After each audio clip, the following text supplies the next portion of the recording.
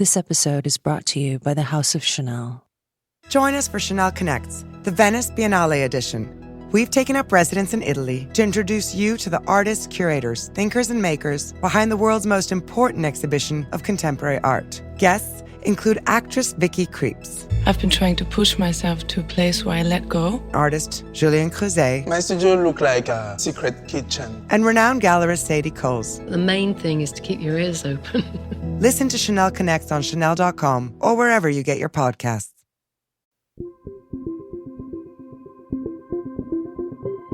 I vote for art that is accessible. I adore art that's absolutely inscrutable. I have no recipe.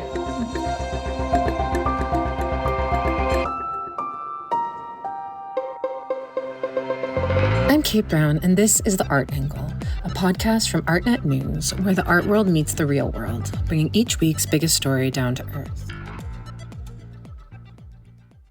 Over the past 5 decades, American artist Jenny Holzer has been engaging in thought-provoking interventions into public space that unflinchingly address politics, power, violence, and vulnerability. The New York-based artist investigates language as both content and form, and she works with unconventional mediums to do this, such as street signage, t-shirts, and light projections, but also sculpture and painting. Her poetic and often minimalist works are extremely impactful, creating a tension between knowledge, truth, and emotion. Last year, Holzer curated an acclaimed exhibition of the work of Louise Bourgeois at the Kunstmuseum Basel. More recently, she received Whitechapel Gallery's prestigious Art Icon Award. She's also the subject of a major solo exhibition on view until August 6th at a preeminent institution in Germany, the K21 in Dusseldorf. On the occasion of this show, which includes many key works spanning her career, I had the immense pleasure to catch up with Holzer, who is easily one of the foremost artists of her generation. Hi, Jenny. Welcome to The Art Angle. Greetings. Hello. So, where am I finding you today? I am in Brooklyn. It's relatively sunny. That's nice. It's also sunny here in Berlin, where I am. I was actually just in Dusseldorf recently, about 4 hours from here, visiting your massive exhibition at the K21 Museum, which, spans most of the decades of your career. And so, in speaking to you today, I wanted to use this fantastic show as a sort of jump-off point, and I want to get into it in more detail later. But maybe to first jump back into time, since, as I was saying, this show is really so sprawling. Maybe we can go back to the 1970s and revisit New York, where you got your start, where you also still are today. I heard that you originally wanted to be an abstract painter, and I think on the surface this might surprise some listeners, given that many of them may know you best for your text-based works that occur in public space. When did you actually start painting and start your art practice, and what were your earliest interactions with art in general? I painted manically and in earnest when I was quite young, before school. Before my limits hit me, my mother was kind enough to give me giant rolls of paper on which I attempted to render the history of the world to include Noah's Ark and the invention of the automobile. Incredible. So this was the big start. And you ended up studying at the Whitney Independent Study Program, is that right? Yes, I was lucky to go there. It's turned out some incredible artists, you among them. As I understand it, that's where you started your Truism series in 1977. And this is a work that, became immediately iconic around New York. It was anonymous postering in public spaces. I'm actually curious, when you were making those in the late 1970s, were you thinking about them as activism or as contemporary art at the time? Or were you kind of always blurring the boundary from its inception? I was hoping to be an artist. I wasn't sure that was going to work. About the truisms, I wanted to write and present what was worrying me or engaging me to others. The Whitney Independent Study Program's reading list daunted me, so I attempted for my own benefit to make a miniature Reader's Digest version of it. That was the beginning. One thing I really love about this work is that it really eschews simplicity. And I was thinking about how timeless this piece is, and a lot of the self-understood truths of it still ring true today. I'm curious, do you think that we've lost a certain sense of nuance in our language, or has this sort of polemical way of communication always been a part of human society? I've noticed, among other things, that Many don't even use words anymore. They go straight to initials. I like terse, but that bothers me a little that there's so many initials out there instead of words. As addicted as I am to quicker, subtle is better. Bring back nuance.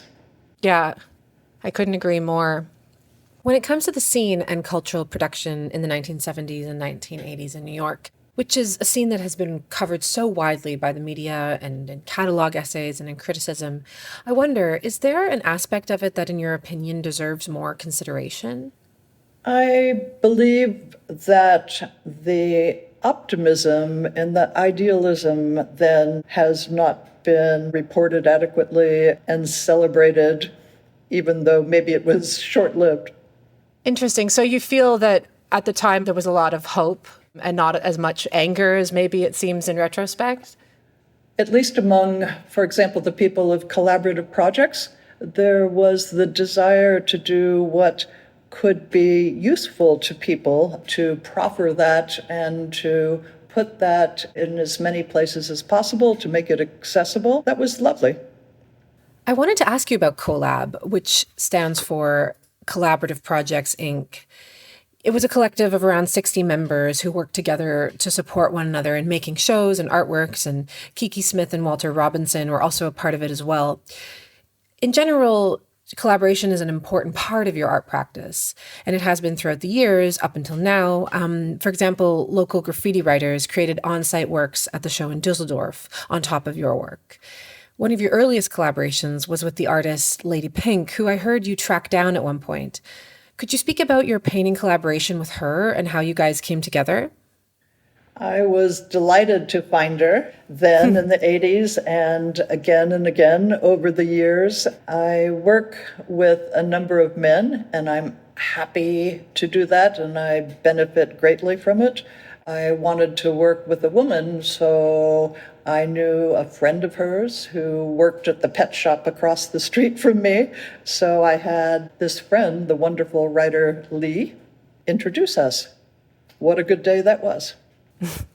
And then you went on to work on these paintings together. Could you speak a bit about what's behind them and how that process worked for the two of you? Sometimes I would have an idea for a painting, and sometimes she would. I would provide the text once one or the other of us had the image in mind. And then a third woman, my friend Ilona Granite, would letter the paintings. She was an artist who worked in the street often and sometimes made part of her living by lettering names of yachts. I love to hear about these collaborations. As you said, there wasn't a lot of women artists rising to fame or getting publicity at that time. You noted just now a certain amount of optimism from that era, but there was also clearly frustration. I have to think of this iconic shirt that you made that said, "Abuse of power comes as no surprise." It's worn by Lady Pink in a photograph by Lisa Kahana. Did you ever feel inhibited in your own art career by unfair power structures? It is not a head start to be female in the art world or any other world. Right. And one could say it has become a little bit easier, though we're still far away from any kind of true sense of equity. Was there a particular tipping point for you where the course of your career really changed, where you felt that you could exist in the way you wanted to as a female artist? It is much better now for women, and there are many, many fantastic female artists. I need to belabor the obvious here, but then think back a little bit about how long it took for the astonishing genius Louise Bourgeois to be recognized. It wasn't good. For me, Dan Graham, another fantastic artist, noticed my work, the street posters, and helped me get to Germany to show at Westkunst. That perhaps was the beginning of my official career. Incredible. What year was that in? Oh, God knows. Early 80s sometime, whenever Westkunst was. It was a pleasure to meet Caspar and have some sense of his doings. Right, Caspar Koenig, of course. So it was a couple years before you ended up back in Europe on the world stage for the Venice Biennial. So this was really another major turning point for you. Looking back at that exhibition, could you explain some highlights from that experience? Surviving it was a plus. Staggering on from there. I was beat by the time I arrived. I'd had a baby, had done Dia and the Guggenheim and Venice, and there was that matter of my presence there being something of a freak show, the first woman to have a solo show for America. That wasn't relaxing.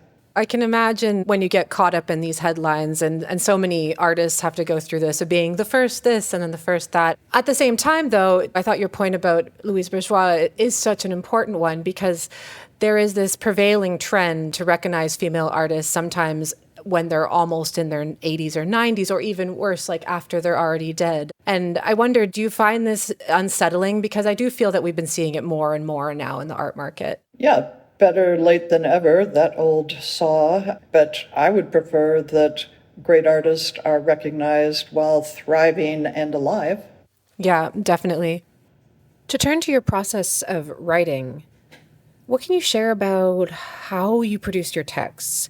And I know that you actually quit writing for a time in 2001. I was happy to quit writing because I'm not really one, and it belatedly occurred to me I would be better off using the text of others for higher quality and for greater range. Also, the visual is easier for me. I think I'm better at it than writing. When I was asked to make memorials, it dawned on me that using the quotes or the text of those being memorialized made sense. When I was asked to do something for the politicians' entrance of the Bundestag, I couldn't write to that, so I went to archives to find the content there. It's a habit now of going to archives. About my brief and not lamented, or maybe lamented, writing career, I would pick a subject, write something on it, and then shrink the text to what I hoped were the essentials, banishing adjectives and dreck. This strategy certainly contributed to their timelessness. You've distilled ideas, but some of them were also attached or spurred on by real-world events. Do you remember, for example, what initiated in your mind the statement, abuse of power comes as no surprise? Not to be overly dramatic, but life as a female provided some fodder. You have borrowed powerful words from others, such as, for example, the 1996 Nobel Prize winner Wisława Szymborska. What is your process in finding and selecting texts and borrowing them, and how does it change when a person is no longer alive? When I was in the American Academy in Berlin, I was so happy to meet the frisky American poet Henri Cole, who educated me about poetry as best as he or anyone could. This led me to Szymborska, someone I met while she was alive, and then when she wasn't, I was able to work with her group so that I could avail myself of her wisdom and theirs. Going to your question about people who aren't alive, their work locks in their essence, and the work is self-sufficient. Then I try not to maul it in any way, shape, or form, perhaps simply to represent it so that others might enjoy it as I have. Could you explain a couple of instances where you installed it, or which lines you pulled out in particular? Her poems are fantastic for projection because she was tremendously smart, but brief and accessible. The thinking was complex, the subjects large, the presentation available, yet poetic, the perfect package. So I've projected her work as often as I can, in as many places as suitable. Is it important for viewers to have a complete view of the text that you're presenting? For example, your works with text carved into granite require someone moving up close to them to read them. With your projections against buildings, they may be slightly fragmented by the contours of the architecture. I rely on the viewers to a great extent when they're interested to give proper attention and homage to the wonderful writers. I attempt to present the work suitably and respectfully. That said, there is much chance in anonymous public presentations. Sometimes that works better than other times. You know, when you're projecting outside, sometimes it rains or snows. Mm-hmm. I always really like the fact that you can return to your pieces and sometimes see something completely different, especially with the LED scrolling works. Mm-hmm. They're really like a living piece that sort of is different every single time someone walks up to them. We tried to give a lot, courtesy of the selection of the most astonishing writers we can find, the most feeling ones, and then show it in a way that, well, in the case of the poet Anna Swear or Szymborska, that's lovely and consonant. Yeah, on that note, I'm curious what's on your bookshelf right now, or if you wanted to share a book or a piece of writing that you continually return to over the years. The phone that's speaking to you is sitting on a book that I haven't read yet that is titled Art is a Tyrant. So I'll let you know about that one. This is a random selection that's made this tower for the phone. We have When We Cease to Understand the World. We have Violence in the Sacred. We have Cremation and Art is a Tyrant. These sound relatively heavy in topic. They're supporting the phone. And in mass. Fantastic. You shifted into text-based work, which we've been speaking about, and put painting down for some years. And you've said in interviews before that you failed with painting on your first try. Looking back on it, do you still see it as a failure? Oh, I certifiably failed at painting on innumerable attempts. The paintings in the 60s were atrocious, wouldn't have even made the back cover of a Grateful Dead album, charitably put. By the time I got to RISD, I made some perhaps tolerable, but no better than tolerable, abstract works, and once painted my entire studio, floor, ceiling, glass, everything, a rather lovely light blue. That was okay. It involved space, had a little mystery, had the touch of the hand. But that was a lone victory. I started to fail again. I went to the truisms.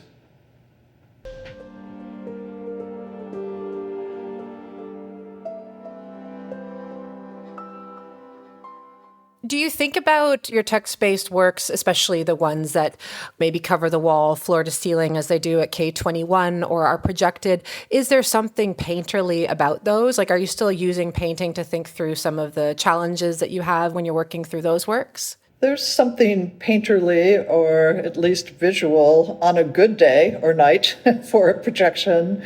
The light can be mysterious and engaging and tender, approachable, illuminating, to be corny. The LEDs often tint the air. That seems artistic, right? Certainly. Yeah, I mean, painting has so much to do with light, and that is one of your main mediums, yeah. To turn to like the paintings that you started making, I think it was in 2004, the redaction paintings, which, you know, are also quite luminous. They're, at least the ones that I saw at K21, they have this gold flecks all over them, and they catch the light when you walk by them. The content of them is incredibly unsettling. They're redacted files from the beginnings of the wars in Iraq and Afghanistan. I think what struck me so much about them is that, of course, it was required a lot of research and investigation to dig these files up, but they actually are things that are in the public domain. Could you speak a bit about why you felt that it was important to render these, public files into painterly form, And I'm also curious what the immediate reactions were, especially in the US at that time. As many people were, I was confused and concerned by the invasion of Iraq. I wanted to know more, so I went to the National Security Archive and others to obtain information about the invasion and what preceded it, what was as current as possible. Then I saw many redacted pages and was encouraged in a way because these pages resembled Russian suprematist paintings, some of my all-time favorite works. So I had in one go content I wasn't aware of and that might be of interest to others, and I found images of redactions that looked like classic Russian paintings, and I had the subject of secrecy. And you have this sort of collaborator in these paintings, which is the person who had the permanent marker that is Xing all of this stuff out, right? I think it's so interesting in those works how varied some of these markings are. Did you take an interest in that as well? I much admire many people who redact who have great design senses, who don't simply black it out, but who give it their all. It definitely adds to the unsettling quality of it because the idea of someone, especially when these are a little bit more artistically done, stamping out the truth of something, it has a different kind of tonality for sure. Many are thoughtful and careful and give a gift of their hands. It makes you kind of wonder what they're thinking at the time as well. Many were thinking. It's clear it's not just an activity. In general, America, in all of its contradictions, violence and bad acting has been a place of long-term investigation for you. You recently did this project on these mobile trucks about gun control. Could you speak a bit about that? In the early 80s, I was able to work with a group of people to put content on a truck with an electronic sign for the then presidential election. More recently, we've turned to smaller trucks with electronic signs that can drive most anywhere and present most anything. Typically, they're used for advertising campaigns. We've employed them with content against gun violence or sometimes to get out the vote, to practice democracy. These experiments have been gratifying, and I've even written a few very short texts for them. I wonder how you think about, breaking down these strange gates that are built up around the art world. I think that project that you just described and many of your other works, I think what's so vital about them is that they really don't stay confined to institutions and to the sort of niche art world public. And a lot of us in the art world have forgotten the wider public that, we should be speaking to and serving and working with. How important is accessibility to you when it comes to people seeing and viewing and understanding your work? I don't know that the truck projects are art or need to be. I hope the content that they drive around is helpful to people somehow. This material is an alert, at least. Some of the projections, again, I don't know that they need to be titled as art for the person who comes across them. I'm glad that they found a home in the art world, but mostly they're for people who are walking down the street at night and find them.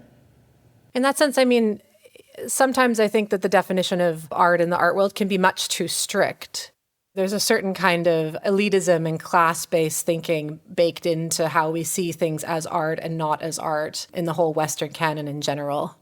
I vote for art that is accessible. I adore art that's absolutely inscrutable. I have no recipe. It's a big buffet. Some of your work, like, for example, the piece Lustmoor, there's obviously this hurdle that has come up for artists who make work that, deals with violence or tough topics, this idea of the trigger warning. It's a relatively new phenomenon. While it may be important, could you speak about how you think about art needing to go to these tough and difficult places? What is your thesis about art's imperative to speak to some of these things? Certainly, all artists don't need to go there or shouldn't. Artists should follow his or her instincts and druthers. About trigger warnings per se, I think they should be used sparingly, as most of the danger in the world is not from art. And I don't know that I would want a trigger warning on Goya, for instance. That said, of course, I don't wish people to be harmed, insulted, wounded by what they see. But art's not the main demon here. I would say conflict, murder, rape, and that assortment are. Yeah, I understand what you're saying. It can get a bit misconstrued.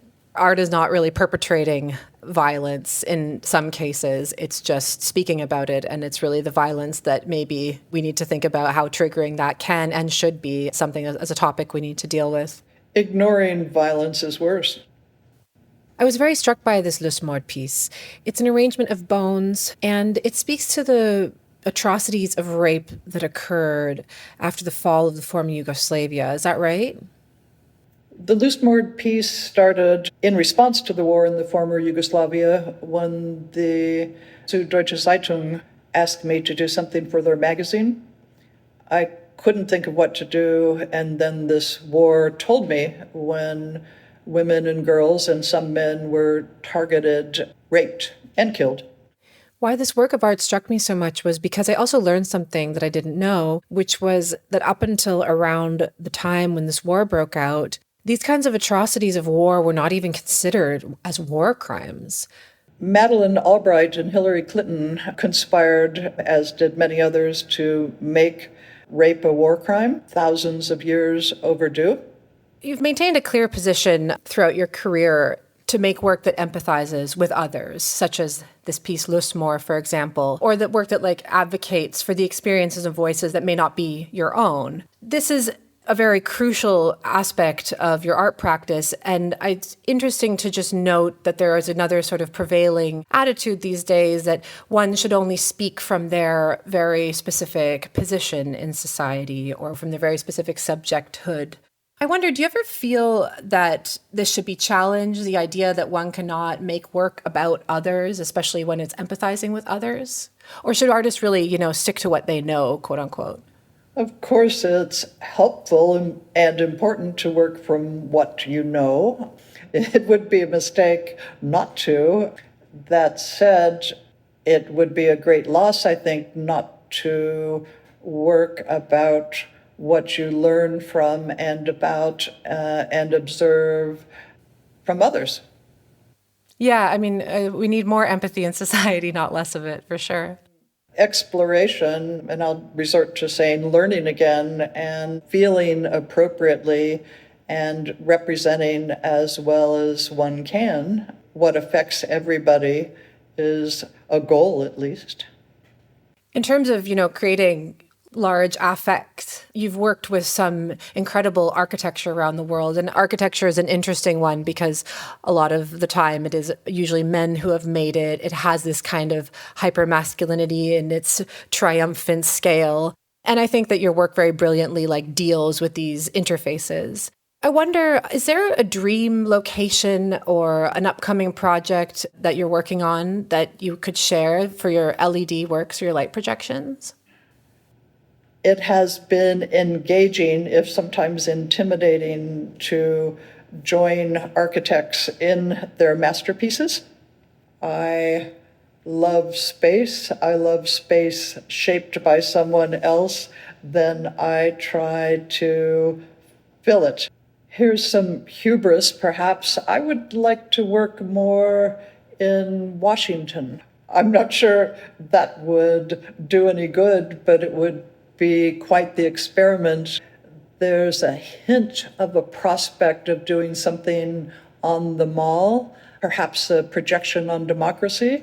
I might faint in the process of doing that, but I'd like to try. What incredible timing that could be with the election coming up next year. I fear that's true. What is concretely coming up next for you? I am stewing about a show that's coming up in now less than 1 year at the Guggenheim. Apropos of working in fantastic architecture, it will be an incredible joy to return to that building. And when was the last time that you had your work there? 1989, so it's been a while. What we hope to realize at the Guggenheim this time around is an LED that will complete the spiral, that will go all the way around up to the top. And next, I have to determine what to put in the bays, if anything. Sometimes those bays are good left empty, to be all about potential and to be about the architecture. And of course, I'll have to figure out what to put on the sign. I've been messing around with some AI bots, so maybe the bots will write for me. I wanted to ask you about that. Of course, there's been this proliferation of generative text and a lot of fear around it as well. What do you make of these massive transformations that have been taking place in the field of language, so to speak, in the past couple months and year? It's fascinating. I've already succumbed to it, and it's utterly terrifying. I think the warnings are legit. Someone else was saying to me recently, it's not really inherently evil or good. It's just maybe what humans will end up doing with it before it becomes a runaway technology itself. Yeah, consider who made it. One could say it's a bit of an ominous time for language. Do you feel that you're inundated with information? I've read somewhere, you're a fan of Twitter, and I know you're doing a lot of reading, and of course, I'm sure you're paying attention to a lot of these things. How do you quiet a distracted mind in a time like this? Let's see. I was interested when there were fake Twitter accounts, deep ones such as Jenny Holzer Cat. I don't spend much time there, I have to say. But yes, we are awash in language. It would be good if it were reality-based, helpful, and truthful. Do you think that it has become also more coherent in some ways or more urgent at the same time, like strong, impactful words, short statements such as yours? I can't make an argument for coherency, either that at large or mine. I wish for it. You have researched into some grim subject matter. And so, to close out, I wonder, what is bringing you a good sense of optimism at the moment? People like Greta Thunberg. She's a marvel. Let's have hundreds of thousands, millions more on point. Yeah, in general, just the younger generation. Here's to their clarity and purpose and success. Well, thank you so much, Jenny, for your time today and for being with us on The Art Angle. I hope you have a chance to get through that stack of books in the next weeks or months. I'll let you know about that Art is a Tyrant. Yes, please do. I'm waiting for my book review. Take care. Thanks. Take care now. That's it for this week's episode. If you like what you heard, please subscribe to our show wherever you get your podcasts. Also, take a moment to rate and review us while you're there. It helps others discover what we're doing. The Art Angle is produced by Sonia Manalili, Carolyn Goldstein, and Tim Schneider. Thanks so much for listening, and see you next week.